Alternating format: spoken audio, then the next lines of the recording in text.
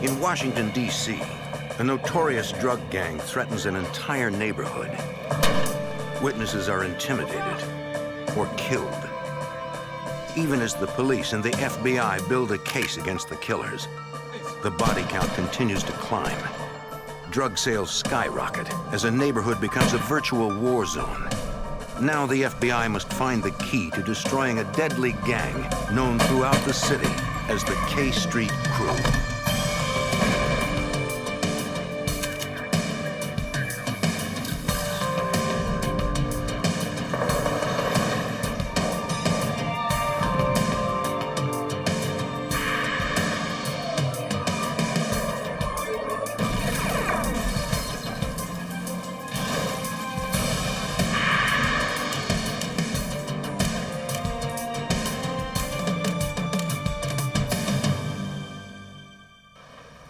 In the 1990s, the war on drugs was in full swing. The front lines were often America's inner cities, where gangs used violence and murder to rule their empires. I'm Jim Kallstrom, former head of the FBI's New York office. When gang violence exploded in Washington, D.C., the Metro Police and the FBI fought back. Using high-tech surveillance and tough new laws, they set out to destroy the gangs from the inside out.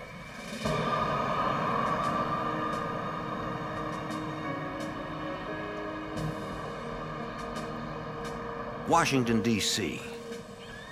In this city of monuments and museums lies the heart of American justice. The Supreme Court, the Department of Justice, the Federal Bureau of Investigation.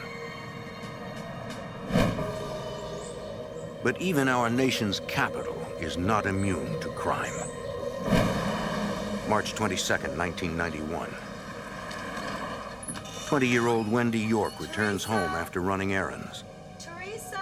She shares an apartment with her cousins, Terita and Teresa Lucas. Teresa is in the living room, lying on the couch.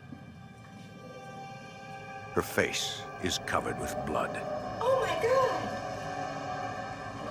Wendy runs from the apartment and calls 911. An emergency dispatcher directs units to the scene. DC Metro Police arrive at the apartment within minutes. Teresa Lucas has been shot through the head. In a back bedroom, they find another body and a child. The second victim is Teresa's sister, Terita. She has also been shot in the head. Her child is unharmed.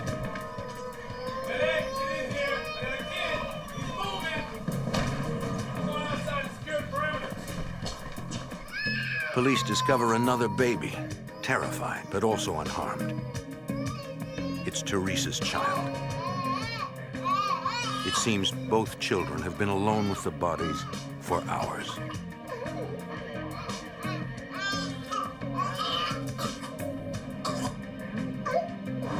A short time later, the victim's mother arrives at the apartment. Renee Brown finds the building surrounded by police. My mind was racing, and I was trying to get in. The police were holding me back. They said, "You can't get in." I said, "This is my house. I have to go in." That was the most horrific day of my life. I will never forget it. They were very devoted and dedicated mothers. They loved their kids, and they didn't deserve to die. Crime scene investigators process the apartment. They find no signs of forced entry. Nothing in the apartment appears to be disturbed. No valuables have been taken. There is nothing that suggests a motive for the brutal slaying. Detectives suspect the victims knew their killer. Nothing in the bathroom there. Let's take a look. Detectives ask Renee Brown to check the apartment. Please look around and see if you see anything. The grieving mother is willing to do anything she can to help. Renee notices something missing from Teresa's bedroom. The first thing I noticed was that a poster-sized picture that was there the previous night had disappeared from off the wall. A frame is found, But a photo of Teresa's boyfriend, Sam Carson, is gone. And I told the detective then, I said, I wonder where that picture is. And we looked in the trash in the back, and it was nowhere in the trash. So I said, whoever has that picture is the murderer. Police contact Sam Carson to ask him a few questions. How you doing? He denies being in the apartment the night the two women were murdered. Do you know that your girlfriend was killed last night? Although Carson is a likely suspect, police have no physical evidence to tie him to the murders. Like, where were you last night? You think you can come in? Detectives interview people in the neighborhood. Federal detective? Although gunshots were fired in the Lucas apartment, neighbors claim they heard nothing. Sure about that? I don't Did you happen to know the women? No, I don't. Two young women have died, So you're not familiar? and yet nobody is willing to talk about it. The double homicide catches the attention of law enforcement across the district, including the FBI. Special Agent Vince Lissy is shocked by the brutality of the crime. Photos right here. You got the photos they've got from Craig. Agent Lissy often works undercover and must protect his identity. It was horrific. The police had very few leads to go on. They struggled and struggled with the investigation for some time, but there were no real witnesses to it. Without a witness, police cannot identify a suspect. Without a motive, they cannot catch the Lucas girls' killer. And without evidence, the double homicide will become a statistic. Yet another unsolved murder in a city plagued with violence. The epicenter of that violence is Greenleaf Gardens, a housing project on K Street. The drug trade has reduced the neighborhood to chaos, according to Detective Steve Kirshner.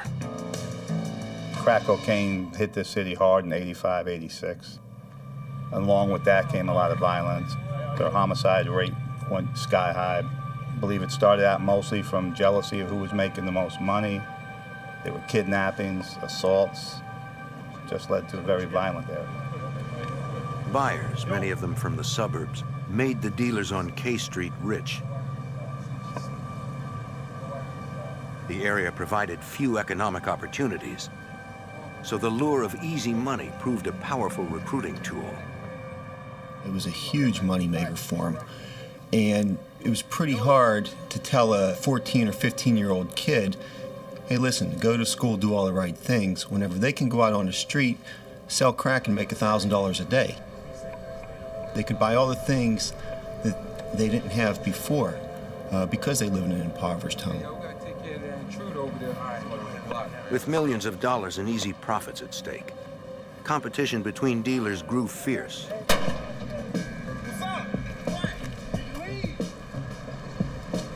Streets became borders as gangs battled over sales turf. The neighborhood was a powder keg, according to Metro Homicide Detective Tony Brigadini. The area was deadly. Numbers that we have compiled over the years of the investigation show that this was probably one of the most deadly areas in the District of Columbia. It's very close to some of the government buildings in Southwest Washington, which was interesting in that there's an incredible amount of crime going on in a small area so close to a downtown business district. The FBI and DC Metro Police formed the Safe Streets Task Force. Their job is to clean up a neighborhood that has become a war zone.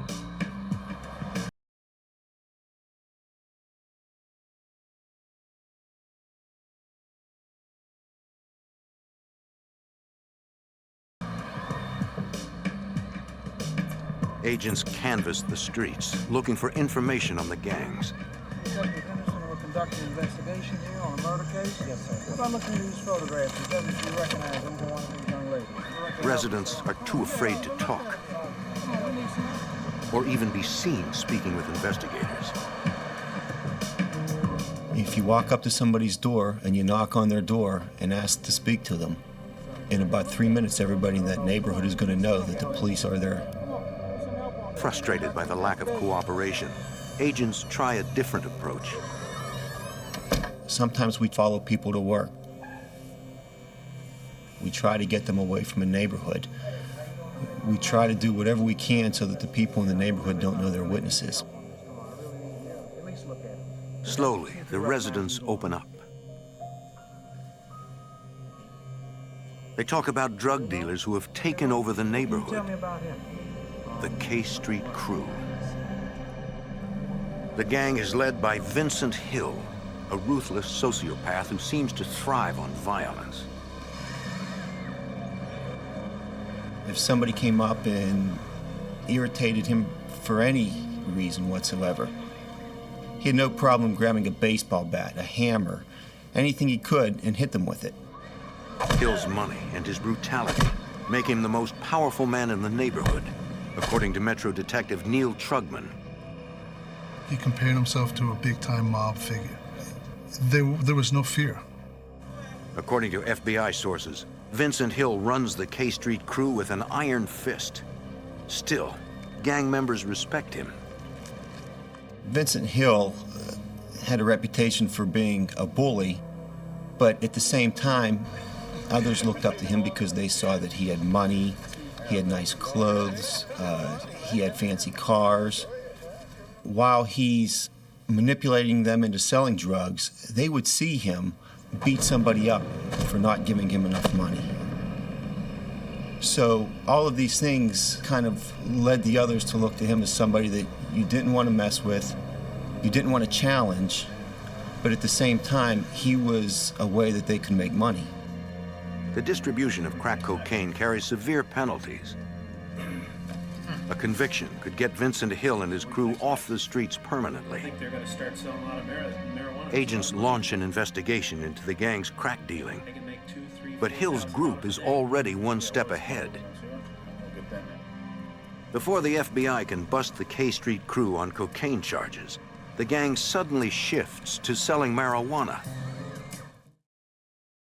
They realized when they were selling crack cocaine, you're looking at stiff time. Selling marijuana was a misdemeanor. More than likely, you wouldn't get any time for it. The demand is huge. Buyers pour in from the suburbs. The gang maintains its profits, minimizing the risk of jail time. It just took off like a rocket. Everybody was making money. People were making $3,000, $4,000, $5,000 a day just by selling marijuana.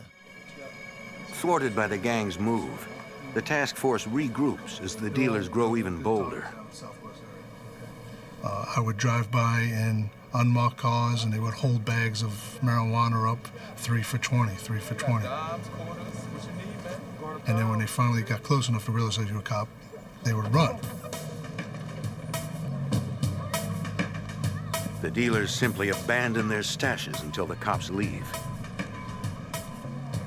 Minutes later, the dealers return to the exact same spot with a new stash and set up shop again. As business expands, the violence escalates, sometimes involving innocent victims.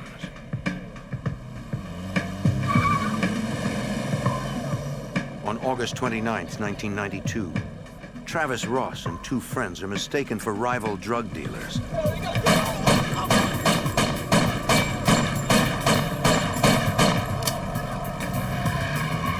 Ross is killed instantly.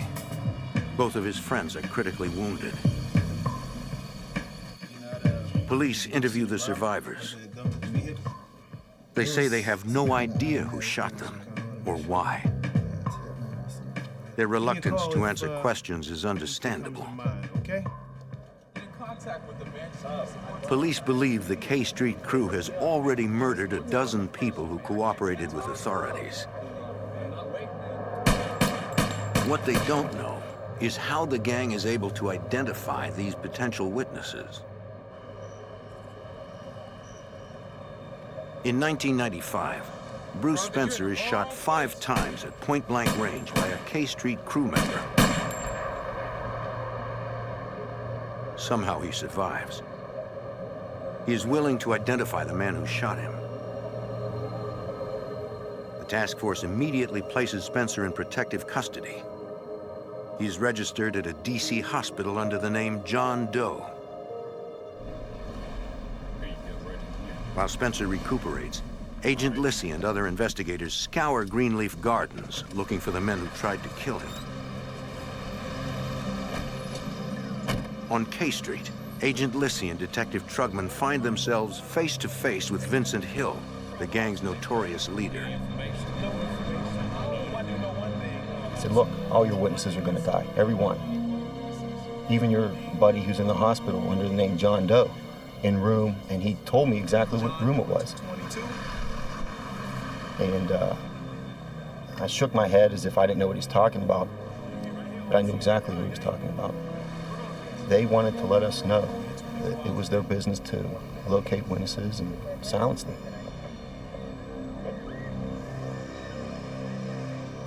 Investigators are even more determined to protect their witness. But word of Hill's threat reaches Spencer.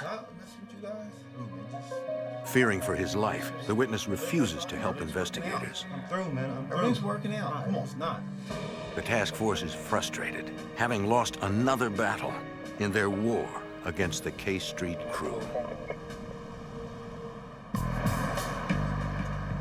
In the 1990s, Greenleaf Gardens in the southwest section of Washington, D.C., is a neighborhood under siege. A gang calling itself the K Street Crew has claimed the housing project as its base of operations and turned it into a killing zone. Metro Police, working closely with the FBI, struggle to link the gang to a rash of killings. Investigators know it will take more than individual murder convictions to stop the widespread violence. They need a strategy that will take down the entire gang. The Joint Task Force decides to use RICO, a federal racketeering statute that will allow them to prosecute the K Street Crew as a single, corrupt organization that sells drugs and commits murder to protect their interests.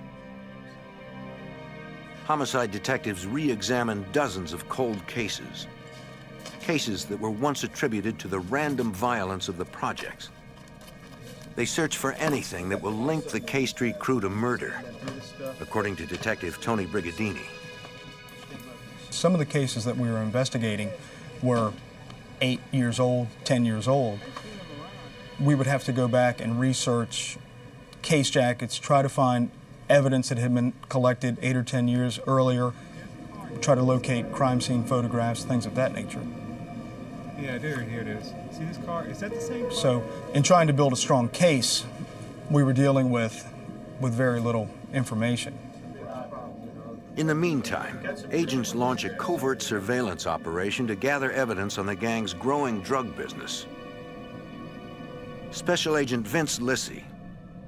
We wanted to show the conspiratorial nature of these guys, how they operated on the street, how they took turns selling drugs, who supplied who.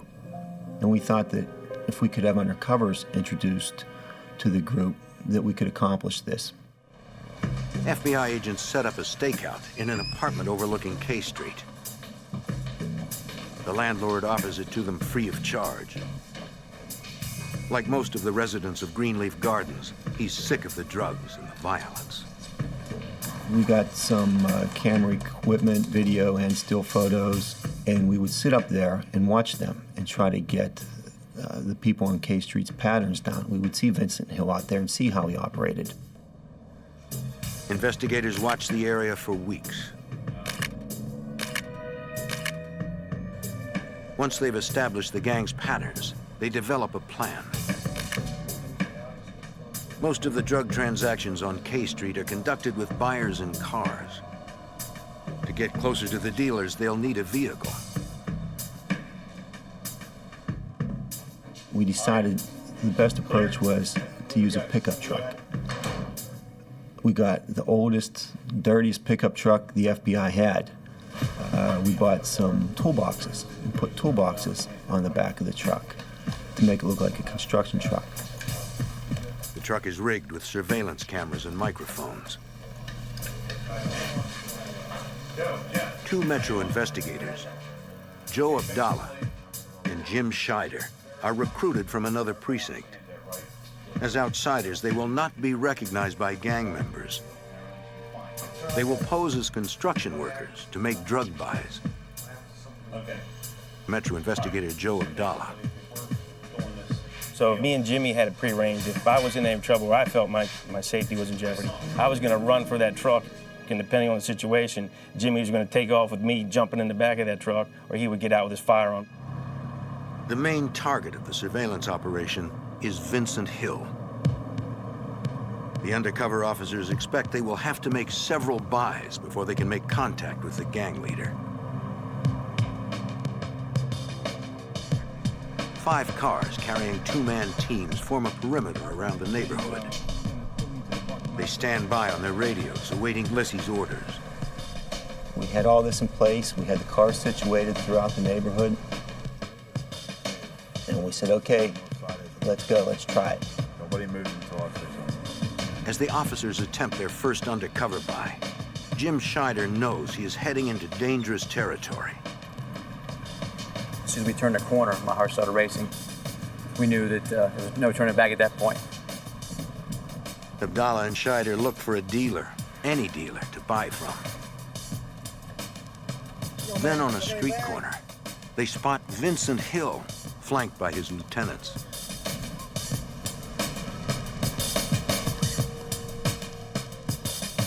The K Street crew is out in force. What y'all need? Man, can I get a couple bags?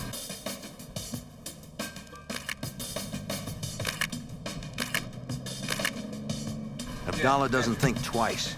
He gets out of the truck.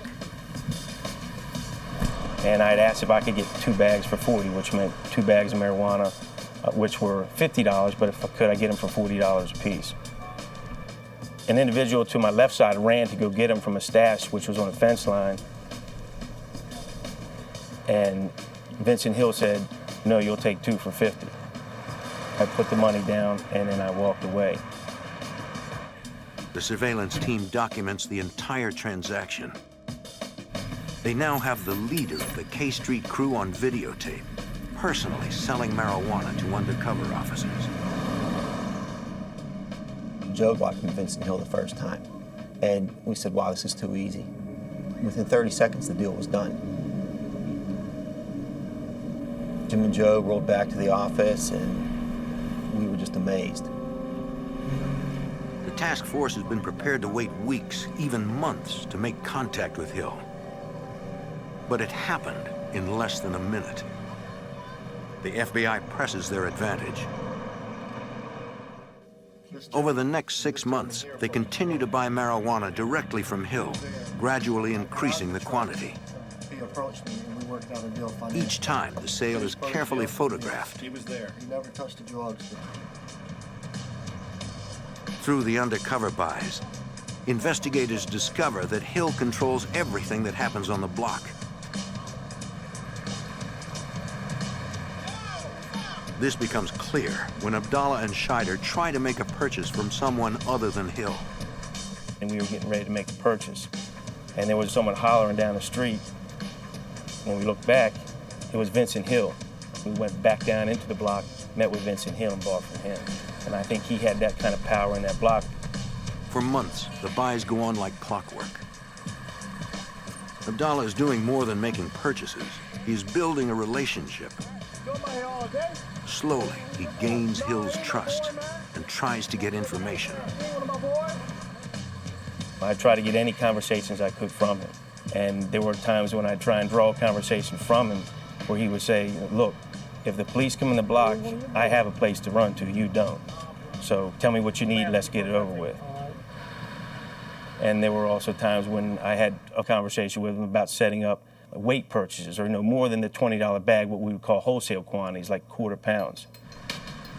Abdallah begins buying in bulk, moving from ounces to pounds. He tells Hill he is selling marijuana at the construction site where he works. There were occasions when he would actually front me drugs, which would mean he'd give them to me for free for payment at a later date. We had that kind of trust.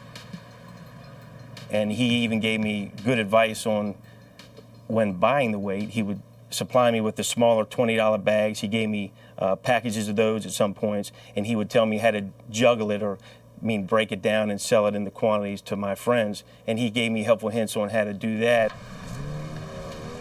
For 6 months, the operation runs smoothly. Then, a routine buy puts everyone on guard. Well, at one point when I made a buy from him, I got back into the truck and Jimmy was driving and I was in the passenger seat, and Jimmy said, "Hey, he's waving at you." And he was motioning like to roll the window down. So I rolled the window down and he said, "Hey, look, these guys over here, they're saying that your buddy's a police officer." He said, "I know you're okay," but he said, "Those guys over there will kill you." Somebody tell me what's going on, please. Y'all know y'all can't play me like that, right? And it threw us off a little bit, and then when we started to leave, the guys that he was pointing to had like hoods over their faces and put their heads away from us. It does not appear to Abdallah and Scheider that Hill suspects they are cops. So they continue the operation.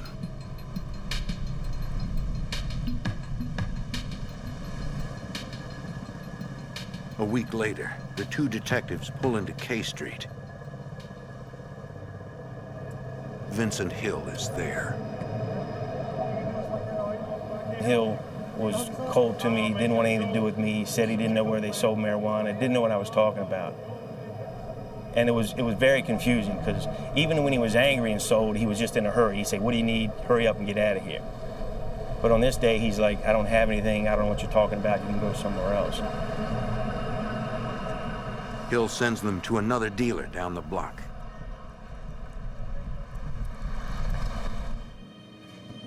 That night, Abdallah meets the dealer in an abandoned house.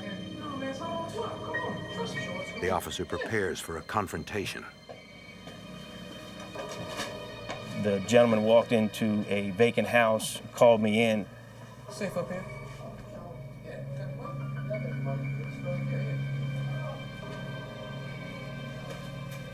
The gentleman tried to give me like a sandwich baggie full of lawnmower clippings. It wasn't real marijuana.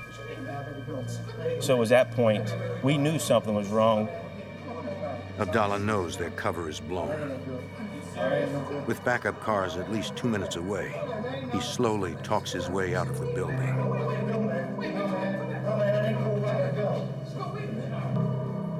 The undercover operation is over. After 6 months of drug buys, the task force still does not have enough evidence to put Vincent Hill and his gang in prison once and for all.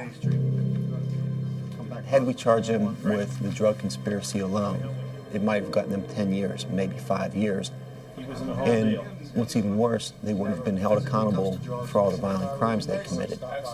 So we still needed to investigate the murders and the robberies and the kidnappings and all the violent crimes that were associated with that group. Investigators still have a lot of work to do. In the meantime, the streets rage with violence.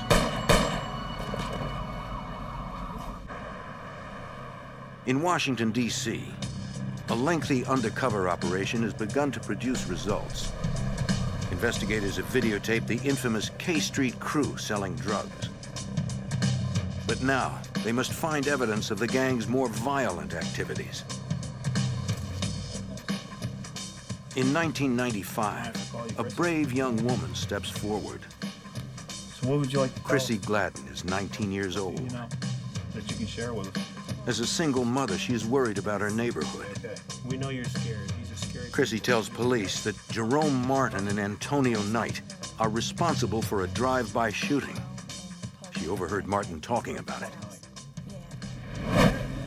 Although she doesn't know the victim's name, her description of the crime leads investigators to an unsolved murder. 6 months earlier, Travis Ross had been killed in a drive-by shooting near K Street.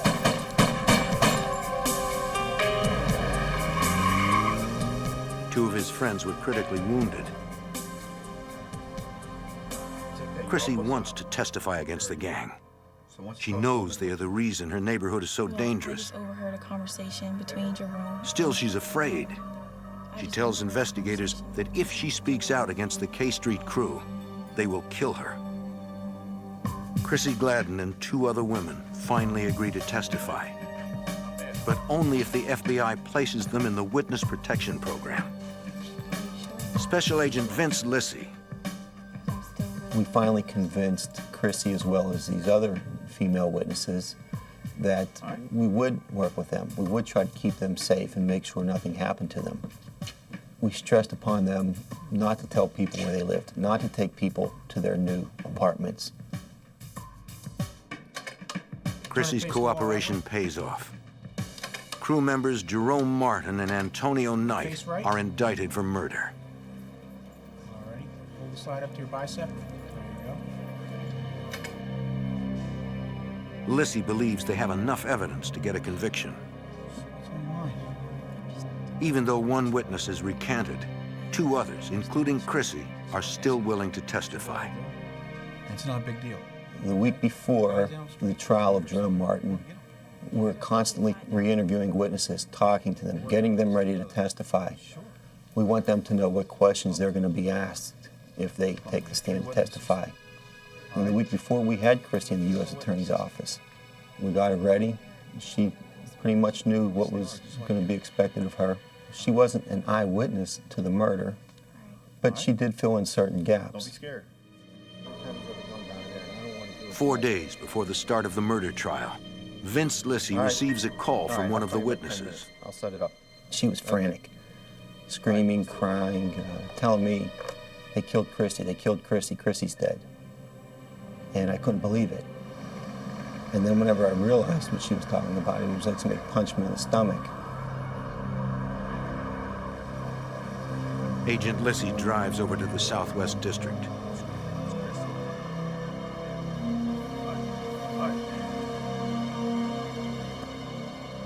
At the crime scene, Metro Police tell him what happened. Get that marked right away. Just call forensics. According to witnesses, Chrissy attended a party on 37th Street at the home of Antonio Knight's girlfriend. As she left the party, 2 gunmen appeared and opened fire.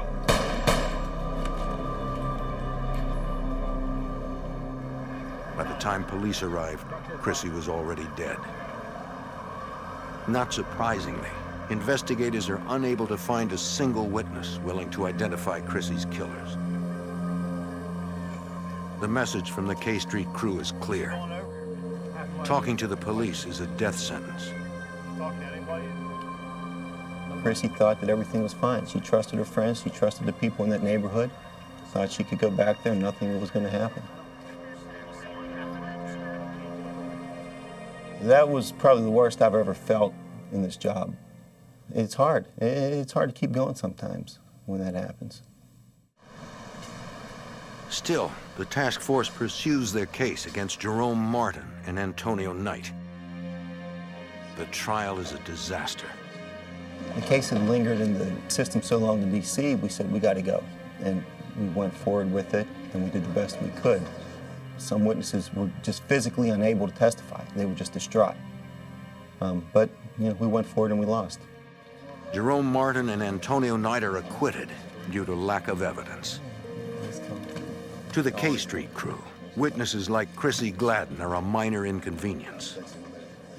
It was really something to see these guys go free.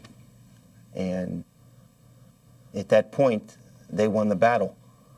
They were happy. They won the battle. And I told myself, you can't sit back and let them continue to win these battles. Chrissy Gladden's death and the acquittal of Martin and Knight are major blows to the investigation. The task force refuses to give up. Somehow, they will find a way to bring the K Street crew to justice. In Washington, D.C., the K Street crew is terrorizing a neighborhood with drugs and violence. Investigators spent months working with 19-year-old witness Chrissy Gladden, who agreed to testify against them. On October 5th, She was gunned down outside a party. Even without witnesses, Detective Steve Kirshner is determined to find her killers. We stayed on it, trying to find a break in that case, and we did everything we could. We printed up flyers, offered a reward. It really crushed the investigators on the case, especially Vince. It's horrible. It's just, you know, part of you says, what more can I do? That's it. You want to wave the white flag. But the other part of you says, wait a minute, I'm not going to give up. You know, I'm not going to give in to their ways of justice. It's not the way it's supposed to be. Less than a month later, the FBI and DC police get an unexpected break in the case. Robert Butchie Smith, a senior K Street crew member, is arrested for drug dealing. In an effort to get Smith to talk about the gang, the FBI tells him he faces federal racketeering charges.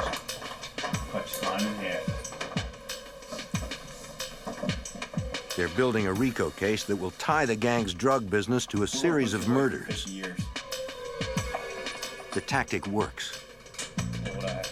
Smith finally agrees to talk. Tell us what you know. Smith reveals that the gang uses private investigators to identify people willing to testify against them. They also use the Freedom of Information Act to obtain court documents to target potential witnesses. Smith gives investigators leads on several unsolved kidnappings, shootings, and murders, according to Metro Detective Tony Brigadini. He had very specific, protected information of the crimes and the business dealings that the members of the K Street crew participated in. Smith specifically mentions a triple homicide that his nephew, William Sweeney, told him about. Sweeney, along with Sam Carson and James Montgomery, are fellow members of the K Street crew. Smith said Sweeney and Carson were in Las Vegas when Ryan Pierce, another drug dealer, won big at the tables.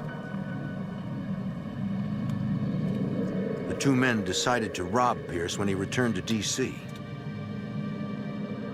On November 17th, 1996, Sweeney, Carson, and James Montgomery waited outside his home.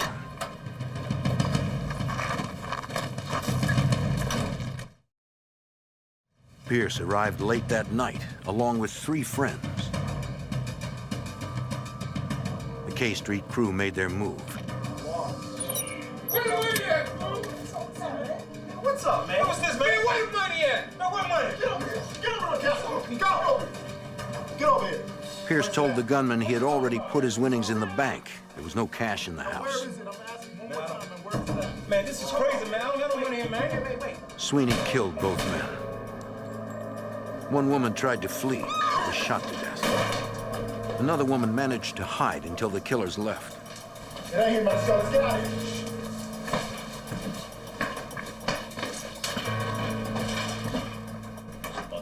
According to Butchie Smith, the K Street crew usually kills people in response to a threat. But Pierce's murder was different. This time, it was all about greed. My nephew, Sweeney. Investigators hope that Smith's inside information is the break they need to finally bring down the gang. At that point, then we knew, okay, now we can start to get the framework of an indictment ready so that we could go and start to prepare charges against these guys for crimes other than the drugs. Smith agrees to become an FBI informant in exchange for a reduced sentence. It's a risky decision. I'm dead. I'm done. If anyone finds out he's talking to authorities, Vincent Hill will have him killed. Technicians analyze a single fingerprint found on a screen door at the murder scene. It matches Sweeney's prints, corroborating Butchie's story. What also helped us was we got William Sweeney's cellular telephone records. And some of the people working the case began to go and investigate that. And they contacted the cell phone company and found out that the cell phone was used near the scene of the triple murder at the time of the murder. Investigators moved quickly to neutralize Sweeney. In April 1997, he is arrested on unrelated charges. While awaiting trial in jail, Sweeney receives a copy of his own arrest warrant from his attorney. An unnamed source is listed as an informant against him. 2 months later, just when it looks like the task force is about to put an end to the gang's operation, Robert Butchie Smith is gunned down in broad daylight. The FBI informant has been shot a total of 13 times, mostly in the head. When Butchie got killed, it brought back all these feelings and the memories, and you know, it's hard. It's hard to keep going sometimes when that happens. Much like Chrissy's murder, there were no leads. Although many people were out on the street and saw it that day, nobody would come forward, nobody talked. Butchie Smith's murder threatens to unravel the case against the K Street crew. Investigators have lost their only informant. The brutal killing scares away other potential witnesses. After Butchie's murder, we sat around looking at each other like, what do we do now? Where do we go from here? It really took a lot of the wind out of our sail. We ain't stopping. We had to figure out how we can continue with the investigation. Where were we going to go? We thought, okay, we can follow up with the leads Butchie gave us, but still, we needed somebody on the inside, and we no longer had Butchie to give it to us. We had to gather around and tell ourselves, we can't let this get us down. We can't stop.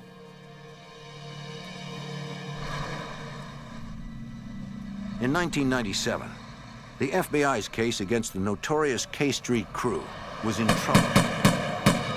The only informant had been murdered, gunned down in cold blood. Other potential witnesses are terrified they'll meet the same fate. Before he was killed, FBI informant Butchie Smith told investigators that James Montgomery was one of the men responsible for a triple homicide. It's not happening. Montgomery is arrested and brought in for questioning. Mr. Montgomery, interesting. You got like Special Agent Vince Lissy pressures the suspect to talk about the triple homicide and the rest of the gang's crimes. Montgomery is already facing a long prison term for the murders. Anyone tell me about anything that you know? In the end, he decides to cooperate. Montgomery admits his role in the triple homicide. He also confesses to 7 murders, including that of cooperating witness Chrissy Gladden. Lissy presses for more leads on crimes committed by the gang. Montgomery reveals that crew member Sam Carson killed informant Butchie Smith. What else you know about Carson? Then he drops a bombshell. He told me, do you remember when the 2 girls got killed? And I asked him, which 2 girls? And he said, the ones back in the early 90s. I knew exactly what he meant. Montgomery is referring to the unsolved murders of Teresa and Tarita Lucas. And he began to tell me about it, and I just couldn't believe it. What do you want, Sam? I just want to come in and talk to you for 1 or 2 minutes. According to Montgomery, Sam Carson had stashed a bag of guns at the home of his girlfriend, Teresa Lucas. When he asked her to return the guns, Teresa claimed she didn't have them. She didn't want them around her children, so she threw them away. Can I use the bathroom real second, please? Carson was furious. He decided to confront Teresa one final time. Carson hid his handgun in the bathroom.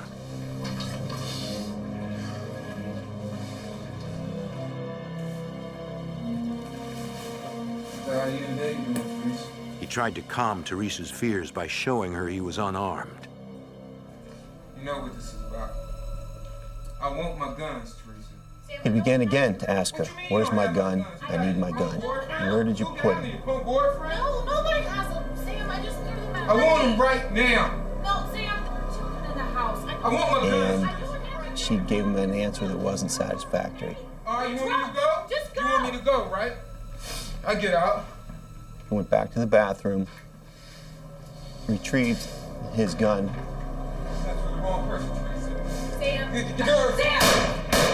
Killed her. Sam walked into the bedroom, and as Tarita was waking up and starting to sit up in bed, he shot and killed her.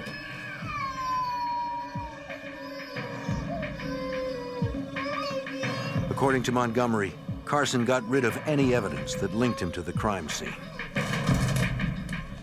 Took his time.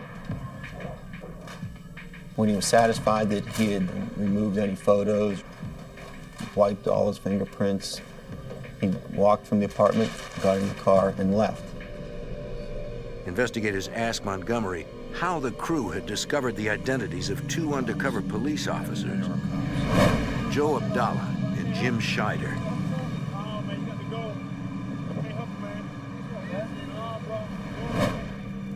Montgomery admits that someone from the other side of town recognized them as law enforcement and told Vincent Hill. No, there was this girl. Although Hill didn't believe it at first, he soon became suspicious, according to investigator Joe Abdallah. Yeah.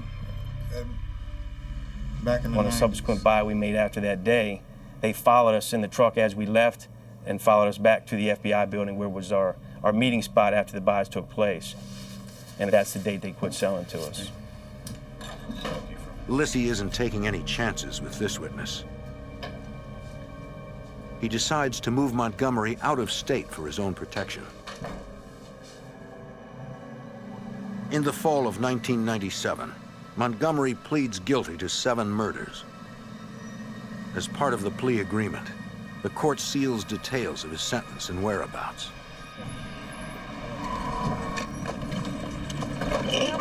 FBI, I have a warrant for your arrest. Put your hands on your head now. Police arrest Sam Carson and charge him with the murder of Teresa and Tarita Lucas. William Sweeney, already in jail on unrelated charges, is indicted for the triple homicide.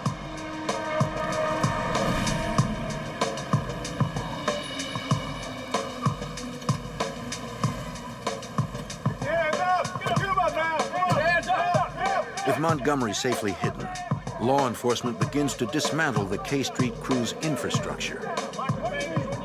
Jerome Martin, Sean Coates, and gang leader Vincent Hill are arrested in the summer of 1998.